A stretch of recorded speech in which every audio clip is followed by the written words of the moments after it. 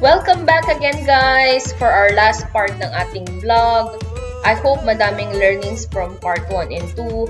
And in this last video, it's all about work residence visa and Rene's experiences living in New Zealand. So enjoy watching!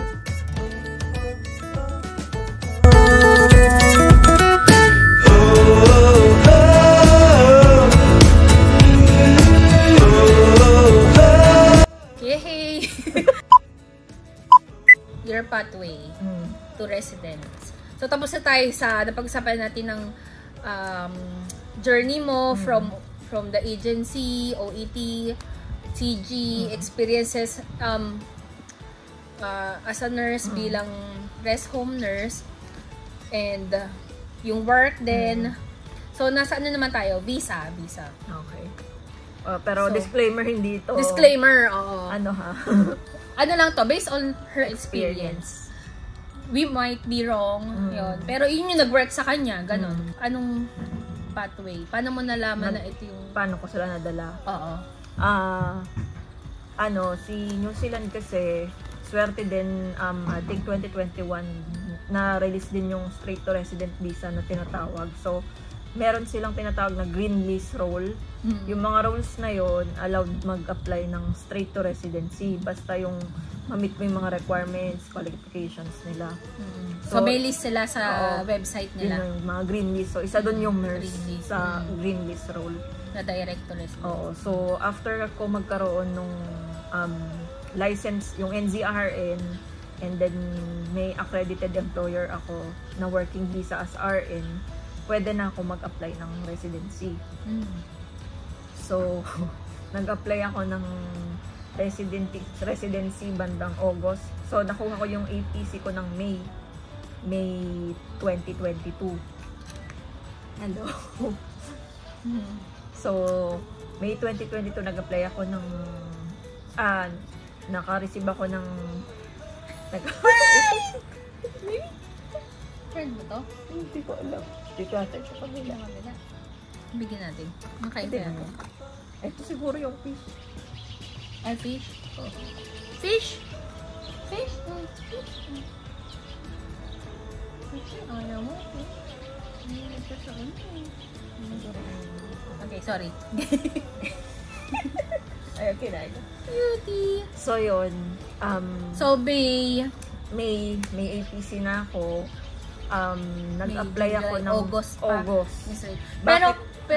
Bakit August pa? Kasi niready ko pa yung mga requirements din. And money. Pera din, oo. Kasi yung straight to resident visa, aside sa akin, pwede ko na isabay yung family. Parang isang fee, isang application, 3 na kami.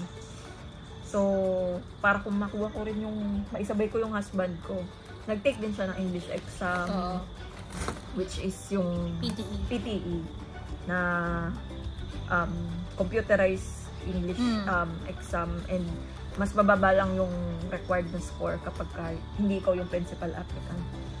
So yun, nag-take pa yung asawa ko ng ganun. Tapos, kinumpile ko pa din yung mga proof ng ano nyo, relationship. Oo, relationship. Genuine, ganyan. Tsaka yung... So, may complicated ba? Like, website ka ba anong pinagbasihan mo ng lahat-lahat ng yun? Kasi parang hindi ko din alam yun eh. Like, ano lang din, nanonood lang, nag-research lang din ako ng... Oo. At saka, usually basic information din naman yung nasa list naman na nila kung ano yung mga kailangan nila. Tapos yun sa mga evidence, siguro kahit maliliit lang na mga tawag dito, evidence, like yung mga chats, no? Text screenshot, yung mga picture na same kayo ng address, like yung mga parcel, yung sa Shopee, Lazada, mga billing statement na same address. Tsaka syempre marriage certificate. Marriage cert, tsaka yung... Kasi di ba may naging problem ka na parang yung sa bank account, sabi mo kasi wala kayong account? Kami kasi, isa sa mga strong evidence, meron kayong joint account. So kami, wala man kaming, bilang nagsisimulang couple, wala pa kaming joint account, wala kaming joint asset. So, wala kayong parang proof of wala kaming ganun. Pero So, kahit ganon, na-approve ano, pa din. Tsaka isa din yung di ba hiningan kita nun ng parang Reference. ano ba tawag nila doon? Parang testament Parang ng ibang tao Oo. na Na-witness gawa ka yun. ng letter, tapos nag-sign lang ako nun, di ba? Na-witness ng Nag-sign relationship. lang ako, oo. Oo, yung ganun. Na parang, matagal ko na silang kilala. Ganyan. Oo, yun. So yun, na-approve. Tsaka naman. malaking kasi married kayo. Oo. Parang yung, Parang, actually kahit naman hindi Hindi, married, oo. pwede din naman. Basta, Tas- nagsama kayo sa isang living isang bahay, together. oo. So, tingin mo hindi kaya ng walang agency? Yung sa amin, oo, kaya. Hindi kahit sa ibang tao, parang kaya nila? Oo, kaya naman. Kasi, naman Pero dapat talagang careful sila sa ipapasa nila. Oo. Kasi, wala, pag once na na-reject ka kasi parang Oo. hirap na eh. Although, kung halimbawa, kung feeling nyo complicated yung case Yung mo, sitwasyon mas niya. advisable din talaga mag-seek ng immigration Ang advisor. kaso, Pera talagang. Medyo, magkano bang mga ganon? Estimated. hindi ko naman din nila lahat. Pero nung nagpa-quote kasi ako nun, parang ang quote sa amin, yung mismong visa application kasi yun sa akin. Lahat na yun, no? Visa application pala yung parang sa immigration fee. Nasa 4,890 kasi nasa overseas yung aking 4,890. yung silang oh my dollar. God. Oh. Tapos yung parang bayad mo dun sa legal advisor na parang Iba pa. Oo, iba pa yun. Yung parang PF nila. Parang nasa 4,500 per person. So dalawa ilang kami? 4,500? 4,500? Mahal. So ilaban mo na lang Grabe. ng mo. Pero yun nga, Kasi ang ending, ala siya. depende. Pero ang ending, parang alam ko, kayo rin magagawa nun. Oo, Diba? ikaw pa rin naman maggagawa papasa ng mo lang sa requirements. kanila. Parang Oo. ipapolish lang din naman nila. Parang i-check lang din nila. Oo. Although hindi din naman natin alam kung work nila. So, yun. Depende Oo. kung may budget. So, di namin, kumaga parang depende case to case. Kasi sa case nila, parang mag-asawa naman sila, married sila. Ang tagal nyo na, like 15 years. Ilang years na ba kayong... Since 2007 na 2000. boyfriend-girlfriend. Oo. Tapos, nagsama kami 2020. So, yun. So, basically, basically, yung para para ma-prove yung relationship nyo, hindi mahirap. Pero kung, Hindi. yun nga. Depende sa case. Aba, may pangalan ba to? Hindi ko alam eh. So, in-encourage pa rin naman namin based on your experience. Case to case, ang immigration advisor. Pero yun nga, costly lang talaga. Pero ang maganda kasi sa immigration advisor, hindi ka, yung Stress. confidence mo, hindi ka stress, saka yung confidence mo na makakukuha mo yun. Kasi bayad ka eh. Kumbaga, malaki chance. Although, depende pa rin naman. At sasabihan ka naman nila kung okay, so yun lang. Yan naman. So, mula nung nag-start ka mag-apply ng straight to residency kasama yung family mo, when mo sila nakuha? Like timeline nun, yung how long? So, nag-apply ako ng August. Actually, mabilis lang siya eh. Kasi August, parang September, parang meron na ring decision letter. August as December? September. August, September na agad? Mabilis lang. Basta once na okay lahat nung mo. Yung pinasa mo. Pinasa So, yung mo. nag-apply ka ng straight to residency sa family mo, kompleto na requirements mo, wala ka nang gagawin pa? Parang waiting na lang talaga ako sa kung ano pang hihingin. Thankfully naman na Halos lahat satisfied na, din sila. Nairaos. So, doable siya ng wala agency and kaya. Saka yun. Saka mostly ng requirements is parang basic na meron na kayo, 'di ba? Parang ang ginawa mo na lang ata yung parang upload ng documents, ng yung timeline nyo, yung parang yun. gano'n. Yung para kasi narrative. Oo, parang magpe-presentation ka ng love story nyo, 'di ba? Para ma-prove mo yung genuine relationship. Yun. Parang gagawa ka ng slideshow, Dun gano'n. tumagal ako. Sa akin hindi naman sa slideshow, parang narrative lang talaga, paragraph lang Iba na kasi parang PowerPoint eh. Tapos parang naggawa lang ako ng mga thumbnail, yung parang summaries ng mga important events namin. Iba parang gumagawa ng slideshow. Tapos, or video presentation, depende. pwede ka ba magsabi ng mga ilang requirements na ginawa mo tsaka how much yung binayaran mo sa straight to residency? Yung lahat. Yun na yun, yung mismong binayaran ko, yung 4,890. 4,890. Yung fee? Yung straight to residency na. Tatlo na kayo nun? Oo. Okay. Tapos yung requirements, yung requirements, yung sa amin, passport, birth certificate, marriage contract, NBI, tapos yan, English exam ko, English exam niya. Tapos yan, yung timeline ng relationship, tapos parang summary ng relationship. Oo. Evidence namin ng living together, yung mga address. Yung bata walang IELTS, no? Pero wala. pag 18 above meron? Parang 21 pataas. Yun ang required ng English. Okay. Pero ang dependent until 24, diba? Until 24 years. Oo, yata. Oo, 24. Dependent visa. Pussycat! Okay, so tapos na tayo sa fees. Okay, ano mo nang masasabi mo sa chocolate? Ay, dito sa dito. Ito. Nuts. Nakalagay dito salted pero parang hindi naman to. Umihi.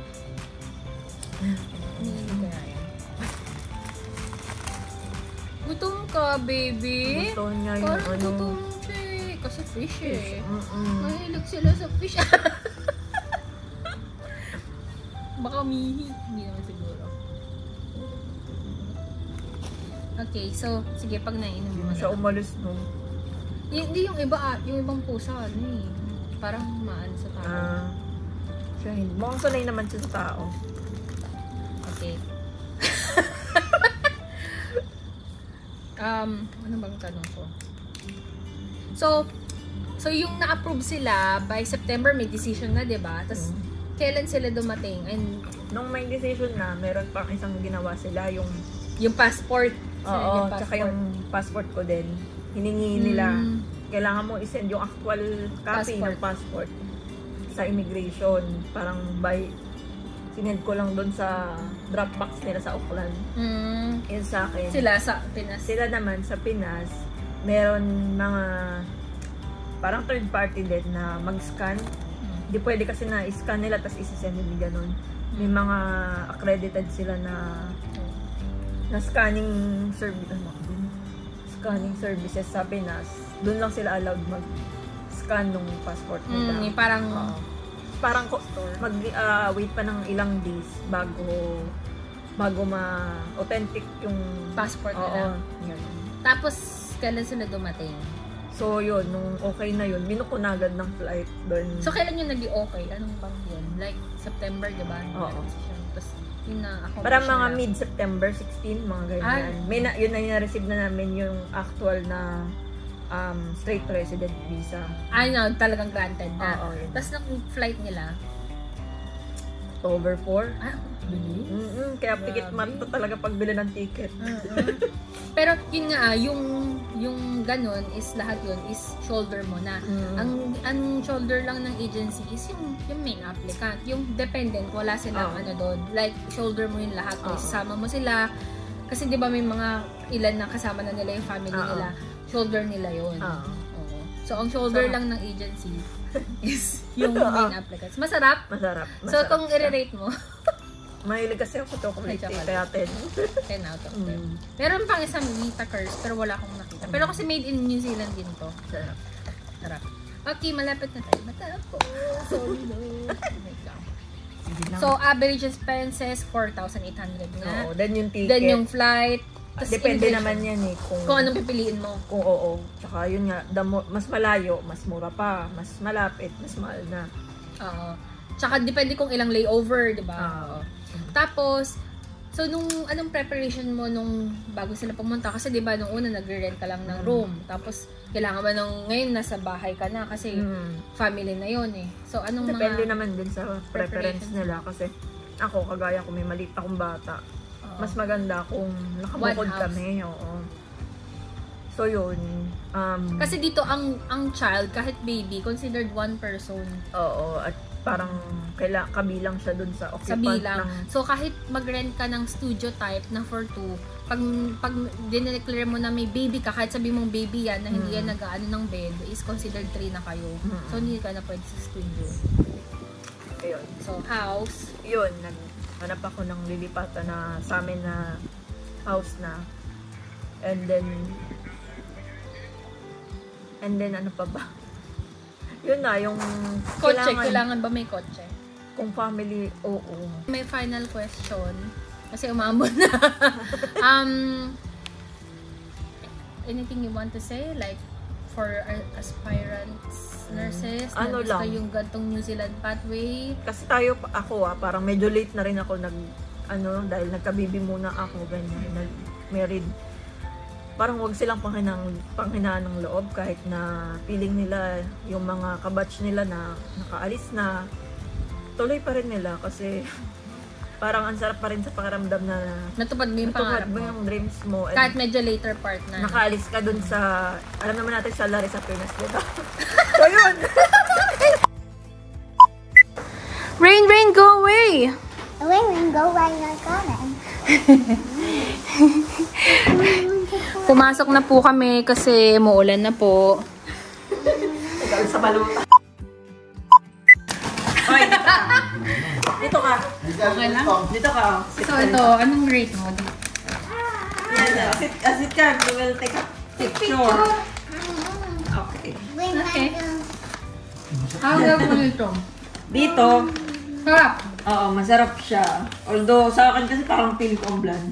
Bland. Pero salted yung nakalagay. Pero, masarap siya kasi parang bago. Sarap. Alam mo yung parang bago yung nuts. Hindi ka... Hindi parang kasi parang ang ano. tagal na eh. Parang pag kinain mo, parang medyo luma na yung... Ito parang bago. Pang Saka i-rate mo. malambot. Oo. Parang kahit ano yung Paano lang mo, ngipin? makakain mo. Kung re-rate mo siya. Siguro mga 8.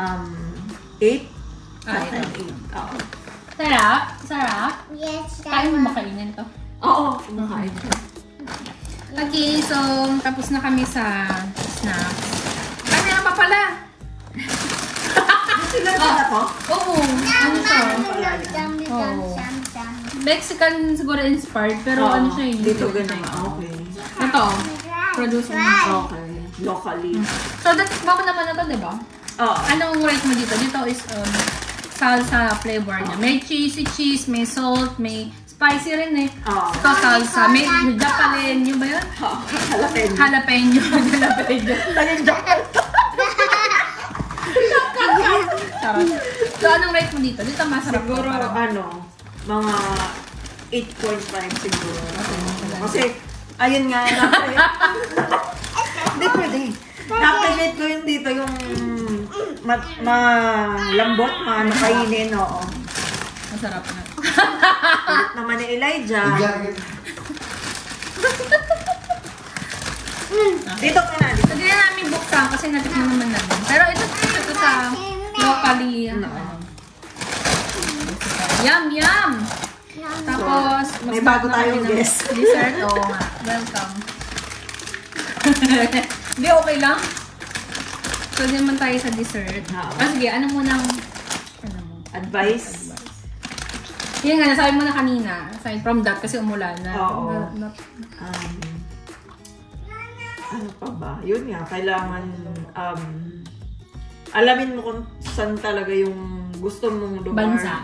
Or Para bansa. mag-research, do your Oo, research. do your research kung saan yung mas gusto mo. Unlike kasi Living. Oo, ako. Kasi maraming choices eh. Like Madami. Canada, Australia. Kung US. saan mo gusto mong mag-raise ng pamilya. Siyempre, di rin naman yung, as a pamilyadong tao, hindi rin naman yung sarili mo yung isipin mo. Okay. Ano pa ba? Try tayo na dessert. So, Ivy Tucker's almond bowl. So, wag susuko kahit Oo, nakailang take na. Oo. Kasi minsan yung iba na panghinaan loob, lalo na pagka yung nakailang take na ng OET. OET or ng IELTS. Tuloy lang. Kasi actually dito, hindi naman sila i-check yung grammar mo kapag nandito ka na. Parang wala naman din sa kanila kung the way mo mag-pronounce ng English. Yung action. Minsan yung kapwa Pinoy pa yung mahilig mangpo na ng the way ka magsalita. Pero sa mga ibang lahi, hindi sila racist, hindi sila ano. Ay, oo nga. Speaking of racist, hindi siya racist. Ano dito, experience mo dito sa... I don't know, pero dito sa workplace namin, hindi naman. Although, minsan yung iba may naririnig ako sa iba. Although, kung i-compare sa ibang bansa, dito mas hindi yung garapal na ano. Hindi na nanakit mga siguro dito kasi parang multicultural na rin kasi ang New Zealand, iba-iba din talaga. So, parang open sila sa ibang culture, ibang lahi. Tsaka sanay sila niyan pag Filipino nurse, mga gano'n. Tsaka, ayun nga, parang minsan sila pa yung parang iintindi sa'yo pagka yung hindi okay yung ano mo, pronunciation mo, parang sila pa yung, hindi sa ikaw yung parang mahiya. Di mo feel na ano, parang ano ka, di ka inclusion, okay na. So, itong almond gold, ang rate ko dito is 10 out of 10 kasi favorite ko. Ako din, 10 Kahit yung family ko, favorite din. 10 out of 10. Pero, ako naman, pan ako ng almond. Almond. Ako naman, gusto ko yung Vita Curse kasi hindi siya masyadong matamis, hindi matamis. Mas marami siyang flavor, hindi lang almond. Kasi ito naman yung sinil namin. Cookie time. Try natin. Yung pa na-try ito, diba?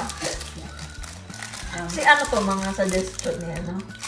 Hindi, okay. Ay, ikaw lang din.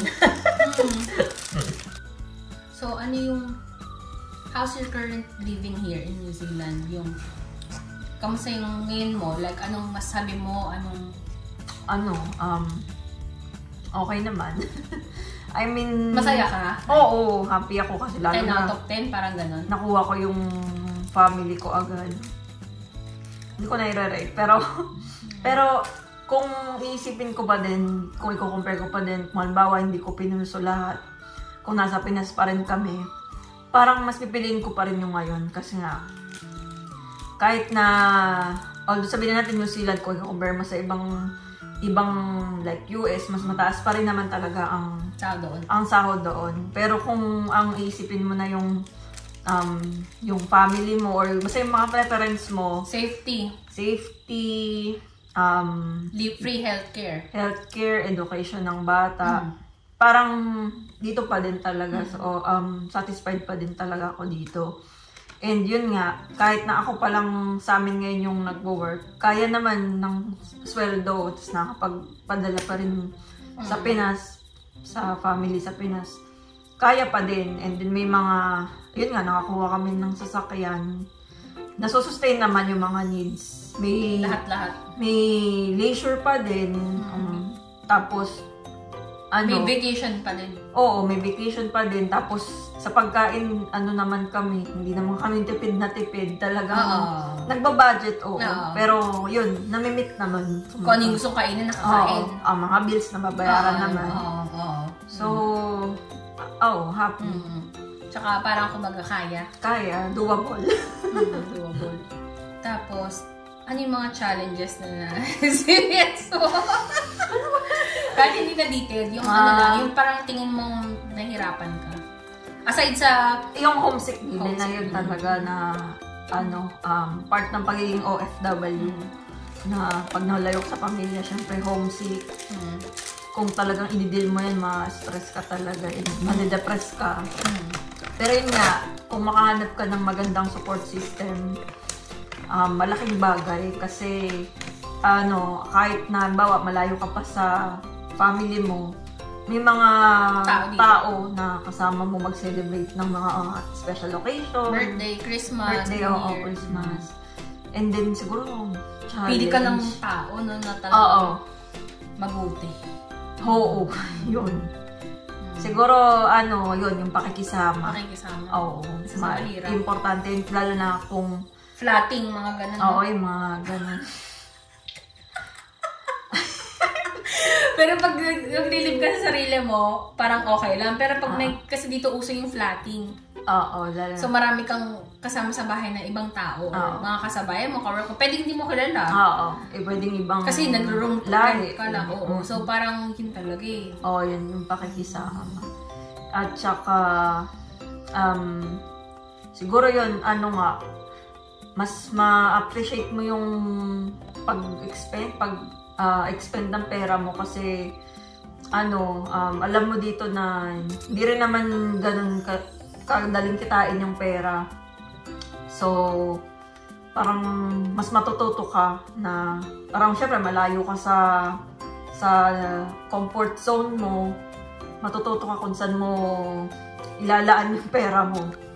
Hindi ka lang puro doon sa mga bagay na makakapagpasaya sa iyo. Syempre, andun din tayo sa part na isipin mo rin yung pang future plans na kailangan mag-save ka. Ano ang gusto mo sa NC na wala sa Pilipinas? Ano gusto mo sa Pilipinas na wala sa NC? And vice versa. Aside sa family. Sa family, syempre, nandun talaga given na yun.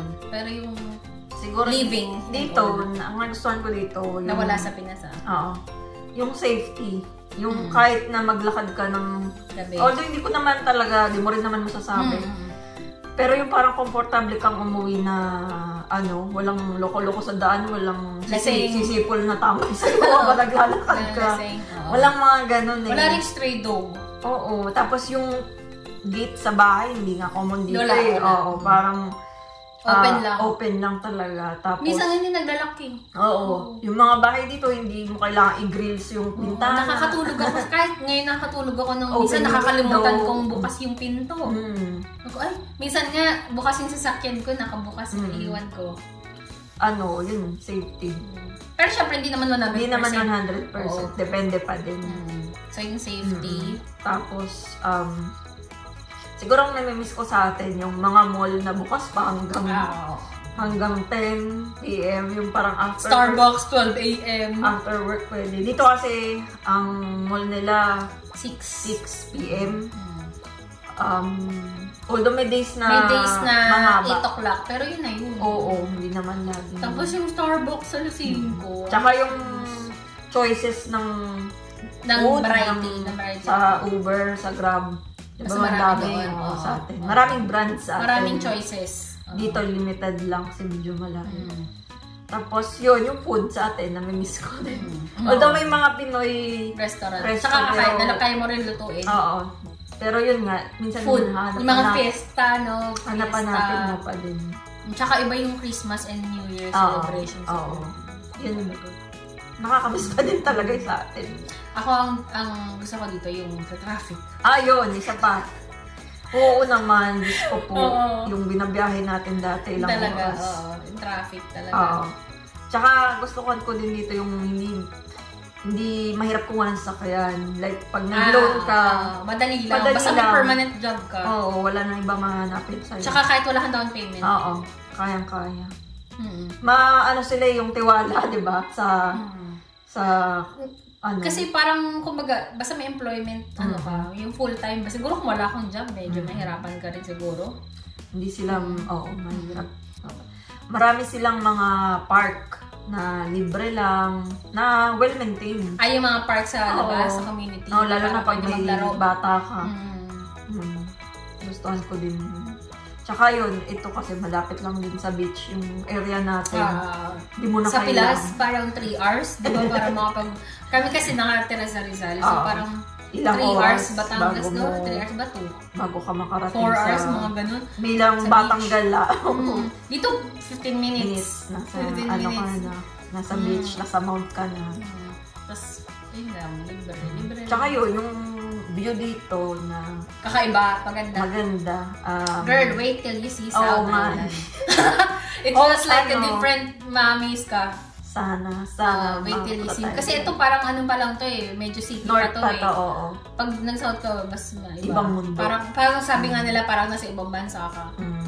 South Island. Watch my vlog. Meron pa public transport din. Kasi, yun. yung dito kasi parang ang option mo is bus taxi, Uber. Yun lang. Sa Pinas may tricycle, may demo, maraming option. Dito kasi talagang necessity. Kasi lahat may car. Doon marami kang like pag punta ka lang sa kanto, tricycle. Dito kasi punta kang kanto, lakad. Diba? Pero may sasakyan naman kasi doon. Pero at the same time, gusto ko naman dito kasi basta okay yung public, basta may sistema, yung card lang, cashless. Tsaka yung mismong traffic, may sistema na may mga roundabout, hindi unahan sa kalsada, hindi overtake, disiplinado na driver. So, ako din, yun din, mostly pagkain. Number ang 1. Bukod syempre sa pamilya and friends. Pero ang job, hindi talaga. Dito pa din. Ako naman, love ko rin naman yung job ko before, pero kung i-compare mo yung ginhawa, mas maginhawa ngayon. Nakaangat na sa... Yun doon, nakaangat sa laylayan. No? Okay. So, last na tikman natin to. Ito na ata yung last na titikman natin. Titikman natin to. Ay, anong palang rate mo dito? Ako, di ba kasakupan talaga ng cookies. So, siguro mga 7. Pero, siguro pang bata. Okay to kasi hindi ganun katamis. Oo nga. Siguro mga 8 or 7.5. Pero sa Katpo. Sa Queenstown, may talagang store. Okay, so last dessert na. Future plans. Ayun na yung last. Sige, last na yan. So, what are your future plans? Since now you're a resident na. Dito. And how long to be citizen? 10 years. Hindi. Hindi ko din alam 5 years. Hindi. So, pag nag-resident ka na, 2 years kang resident bago mag-PR. Mabilis lang naman yun. Tapos mura lang din naman yun. Di siya mahal. So, pag nag-PR, tsaka parang ang difference lang nila is parang travel restriction. Pero parang benefit, same lang naman. Travel restrictions lang. So, pag nag-PR ka, bago ka mag-apply ng citizen, 3 years. So, kung total mo, 5 years. From resident to permanent. To citizen. Okay. Ang PR to citizen, 3 years. Okay. So, after 5 years. Kasi medyo matagal lang citizenship. Kasi iba parang taon nang inaabot. Bago ma-approve. Yun. Ako, alam ko busog ka na. Ayan, yun ang last question. Future plans. And yun nga, syempre bukod sa pagiging citizen. Siguro kung bawa magtuloy-tuloy yung success dito, yun nga, plano maging citizen, and then maka-acquire ng bahay, then kung bawa dito talaga ako kasi ako, although hindi ko naman nakikita yung sarili ko na parang tatagal ako sa rest home din Kasi ako parang from sanay kasama bigat na trabaho, tapos biglang parang chillax na parang nandun yung board na nasabi natin. Although ayoko naman mag-complain kasi parang sarap na. Maliitin yung trabaho kasi yun nga, humbling experience pa rin ng rest home talaga. Saka may learnings pa rin naman. Siguro parang hinahanap ko pa rin as a professional growth na mag-seek ako ng ibang hospital. Ng gusto mong bumalik ng on-call? Kung papala rin, no? Pero kung open ka rin sa ibang area. Actually sa consider ko yung mga kung halimbawa mabigyan ng opportunity, gusto ko yung mga EMT. Wow! Alam ko pwede kong mag-ganun kahit nurse ko. Parang yun. Isa sa mga gusto ko rin yun. Talaga? So, parang mga safe dyan, ganun. Kasi nakikita ko dito parang private yung ambulance, di ba? So, yun. Ano ba? So, ER? Parang ayaw mo mag-ER? Ayoko kasi ng ER. Kasi parang andun lahat Parang ikaw yung... So, ambulance rescue? Unlike pag-rescue, kung ano yung rescue na area, focus ka doon, hindi yung maraming iba-ibang case na pag nasa ER. Although kailangan din yata ER. Mabilis. Oo. Kailangan critical. Kasi what if accident? Di ba? Medyo mahirap. Di ba? Like, paano maalisin yung pasyente dun sa sasakyan, sa loob. So yun yung parang, ewan ko. Ilan gusto mo? Gusto ko. Ako naman, kung pabiliin ako ng field, parang gusto ko mag-nurse anesthetist. Kasi ang lakas ng rate. Right, Kasi isa pa, parang pwede ka on call, parang kahit di ka full-time nag-work. Tapos yung... Ang ayaw ko lang sa'yo, mag-aaral pa. Oo nga, mag-aaral nga. Pero kumbaga, pag naano mo naman yun, para ka ng private anesthesiologist, saka ikaw na yung... Highest paid din yung gamot, magbibigay ka lang ng gamot. Mag-intubate ka rin ata. Pero kumbaga, parang, kung titignan mo, parang yung mga gamot kasi is parang, yun at yun lang din naman ang bibigay mo, di ba? Parang, yan yung plan mo na. Ay, hindi. Gusto ko lang. Gusto mo. Kasi nga mag-aaral. Anyway, so yun lang. Anong rate mo dito? Sarap siya. Ang sarap, di ba? Ang sarap niya. Ano siya? Hokey-pokey. Parang siguro honey? Ano rin to no dito? Oo. Na ano? New Zealand made din to. Di ba? Mahilig sila dito sa ano, di ba? New Zealand made. Oo. Pinaano nila yung gawa nila. Yung parang hindi sila mag-import kung di kailangan. Parang, kaya ano yun nandito. Kaya limited din yung brands dito kasi mas tinatangkilik nila yung gawa nila. Which is okay. Good naman. Sa local, lalo na sa local. Anyway, yan lang po nang tatapos sa aming vlog. Thank you so much, girl. And hope for the Thank best. you din. And yeah, from... Ako isa rin sa mga tumulong sa akin dito. Aww. Eh doon. Lalo na nagsisimula pa lang, di ba? Tsaka yung pagpa-process, yung mga expectations, isa din talaga sa kung bakit din ako dito. Kasi ikaw. Okay lang yun, girl. Charot. Thank you for your time. And yun lang. All the best. And for more future vlogs. Bye!